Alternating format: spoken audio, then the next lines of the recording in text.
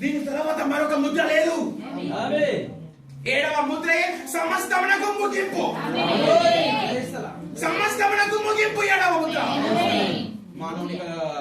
మానవుని యొక్క శ్రమకు ఎన్నో ఈ యొక్క పాపమునకు, అంతేనా ప్రభు అంటున్నాడు ఏడవ ముద్రలో పాపానికి, 7 ముద్రలకు, 7 సంఘకాలాలకు, సమస్తమునకు, భూమి ఉన్న పాపమునకు, అన్నిటికీ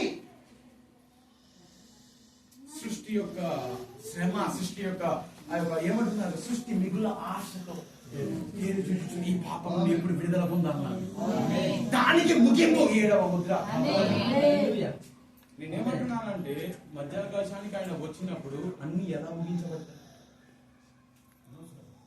ఎప్పుడు ముగించబడుతుందో తెలుసా? హర్మగిద్యం యుద్ధంలో. హర్మగిద్యం యుద్ధంలో సమస్తములకు ముగింపది. 7 కూడలకు, 7 పాత్రలకు, 7 సంఘకాలకు, 7 ముద్రలకు,